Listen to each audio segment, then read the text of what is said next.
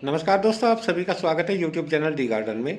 दोस्तों, जब भी कभी उत्तर भारत में तेज पूर्वी हवाएं रफ्तार के साथ में चलती हैं तो हमेशा उत्तर भारत में बारिश होने की संभावना बन जाती हैं। ऐसा मानना या ऐसा कहना था हमारे बड़े बुजुर्गों का, और वे काफ़ी हद तक हवाओं के बेस पर या हवाओं के आधार पर सटीक अनुमान लगा लेते थे। जैसे कि आज रात से ही उत्तर भारत के ज़्यादातर भागों में पूर्वी हवाएं काफ़ी तेज़ी के साथ में चल रही है, तो उत्तर भारत में अब बारिश बढ़ने वाली है, आने वाली है। हालांकि अब तो देखिए डिजिटल ज़माना है, काफ़ी भाई हाथ में एंड्रॉयड मोबाइल रखते हैं, उनमें काफ़ी वेदर ऐप होते हैं, उनमें भी वे देख करके अंदाज़ा लगा लेते हैं, पता कर लेते हैं। लेकिन पहले समय में या पहले ज़माने में ऐसा नहीं था। केवल हवाओं के आधार पर ही हमारे बड़े बुजुर्ग बारिश की घोषणा कर देते थे। जब भी उत्तर भारत में तेज पूर्वी हवाएं चलती थी तो वह उनका मानना होता था या कहना होता है कि जल्दी ही उत्तर भारत में बारिश आने वाली है। और इसी तरीके से उत्तर भारत में बारिश की गतिविधियां बढ़ने वाली है। उत्तर भारत ही क्या, उत्तर भारत के साथ साथ चाहे पहाड़ी राज्य हों, चाहे मैदानी राज्य हों, चाहे मध्य पूर्वी राज्य हों, सभी भागों में कल से बारिश की गतिविधियां बढ़नी शुरू हो जाएंगी। क्योंकि मध्य प्रदेश के उत्तरी भागों पर जो डिप्रेशन बना हुआ था या सिस्टम बना हुआ था वो इस समय राजस्थान के मध्य दक्षिणी भागों पर बना है, जिसकी वजह से आज रात में तो राजस्थान के मध्य दक्षिणी भागों में तेज भारी बारिश होने की संभावना बनी रहेगी। लेकिन कल होते होते यह वेदर सिस्टम जैसे ही राजस्थान के ऊपर से होकर के एनसीआर, दिल्ली या मैदानी राज्यों की ओर बढ़ेगा। हालांकि उस समय तक काफ़ी कमजोर पड़ चुका होगा। जैसे कि मैंने आपको कल की वीडियो में बताया था कि यह वेदर सिस्टम जैसे ही एनसीआर, दिल्ली या हरियाणा के आसपास पहुंचेगा तो इसे फिर से पूर्वी हवाएं मिलना शुरू हो जाएंगी और ये फिर से यहाँ पर धीरे धीरे स्ट्रॉन्ग होना शुरू हो जाएगा, जिससे कल से उत्तर भारत, मध्य पूर्वी भारत में बारिश की गतिविधियां बढ़नी शुरू हो जाएंगी। पंजाब से लगा करके हरियाणा, एनसीआर, दिल्ली, उत्तर प्रदेश, बिहार, झारखंड, पश्चिम बंगाल, उड़ीसा, छत्तीसगढ़ और पूर्वी मध्य प्रदेश के ज़्यादातर भागों में कल से अच्छी तेज बारिश की गतिविधियां शुरू हो जाएंगी। और ये बारिश की गतिविधियां लंबे समय तक इन सभी भागों में या सभी राज्यों में बनी रहेंगी। हालांकि देखिए बहुत से भाइयों का मानना है कि लगातार बारिश होगी। देखिए लगातार तो बारिश नहीं होगी, क्योंकि यह वेदर सिस्टम कई बार राजस्थान के ऊपर पहुंचेगा, कई बार पंजाब के ऊपर आएगा और कई बार पूर्वी उत्तर प्रदेश के ऊपर पहुंचेगा और कई बार मध्य प्रदेश के उत्तरी भागों पर पहुंचेगा। तो इस तरीके से थोड़ी कम या ज़्यादा बारिश की गतिविधियां लगभग 14-15 अगस्त तक देश के मैदानी राज्यों में बनती दिखाई दे रही हैं। तो यानी कि कुछ न कुछ वेदर एक्टिविटी हल्की, मध्यम या कुछ भागों में तेज बारिश होने की संभावनाएं कल से शुरू होकर के 14-15 अगस्त तक बनने की ऐसी संभावनाएं फिलहाल दिखाई दे रही हैं।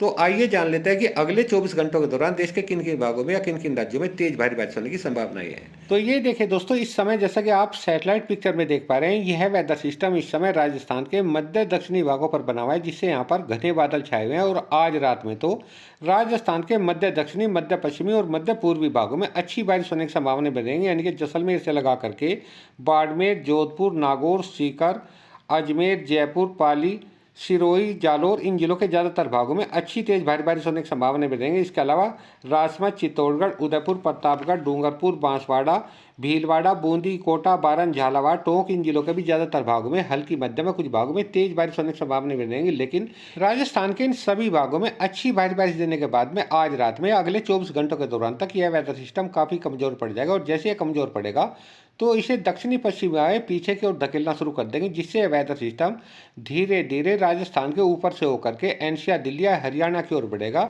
तो दोस्तों, मानसून नौट्रफ भी इस वेदर सिस्टम के साथ में धीरे धीरे उत्तरवर्ती होनी शुरू हो जाएगी, यानी कि मैदानी राज्यों के करीब पहुंच जाएगी, जिससे अगले 24 घंटों के दौरान से राजस्थान के जो उत्तरी पूर्वी भाग है या उत्तरी पश्चिमी भाग है, जैसे गंगानगर, हनुमानगढ़, बीकानेर, चूरू, झुंझुनू, सीकर, नागौर, जयपुर, अलवर, भरतपुर, धौलपुर, करौली, सवाई माधोपुर, टोंक, इन सभी जिलों के ज़्यादातर भागों में हल्की मध्यम में कुछ भागों में अच्छी तेज भारी बारिश होने की संभावनाएं बन जाएंगी। इसके अलावा पहाड़ी राज्यों पर भी कल से बारिश की गतिविधियां बढ़नी शुरू हो जाएंगी। जम्मू कश्मीर, हिमाचल प्रदेश, उत्तराखंड के ज़्यादातर भागों में कल से हल्की मध्यम में कुछ भागों में तेज बारिश की गतिविधियां शुरू हो जाएंगी, जो कि आने वाले कई दिनों तक बने रहेंगे। इसके अलावा पंजाब, हरियाणा, एनसीआर, दिल्ली, उत्तर प्रदेश, बिहार, झारखंड, पश्चिम बंगाल, उड़ीसा, छत्तीसगढ़ और इसी के साथ में पूर्वी मध्य प्रदेश के भी ज़्यादातर भागों में कल से बारिश की गतिविधियां बढ़नी शुरू हो जाएंगी, जो कि आने वाले कई दिनों तक बनी रहेंगी।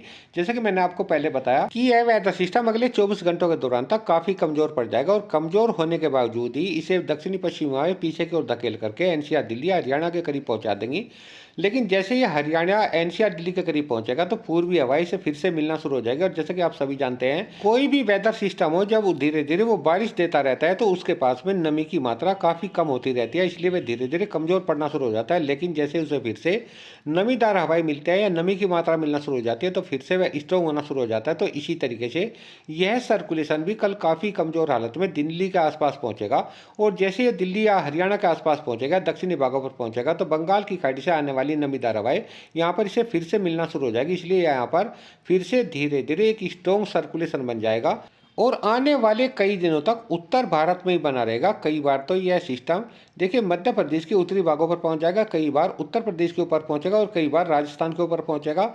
लेकिन ये हवाएं जो दक्षिणी पश्चिमी हवाएं इसे बार बार पीछे की ओर धकेल करके यहीं पर घुमाती रहेंगी। यह सिस्टम यहीं पर देखिए डांसिंग हालत में रहेगा, यानी कि कभी इधर कभी उधर, थोड़ा इस तरीके से ऊपर नीचे या दाएं बाएं घूमता रहेगा। तो इस तरीके से आने वाले सप्ताह के दौरान या कह सकते हैं कि लगभग 14-15 अगस्त तक भी देश के पहाड़ी, मैदानी, मध्य पूर्वी राज्यों में बारिश होने की संभावनाएं बनी रहेंगी। ऐसी संभावनाएं फिलहाल दिखाई दे रही हैं। अगर वेदर सिस्टमों में कोई चेंज होता है तो उसके बारे में हम आपको समय से जानकारी देते रहेंगे। खैर दोस्तों, अगले 24 घंटों के दौरान से उत्तर भारत, मध्य भारत और पूर्वी भारत में बारिश की गतिविधियां बढ़नी शुरू हो जाएंगी। यानी कि जम्मू कश्मीर, हिमाचल प्रदेश, उत्तराखंड के ज़्यादातर भागों में कल से हल्की मध्यम, कुछ भागों में तेज बारिश की गतिविधियां शुरू हो जाएंगी।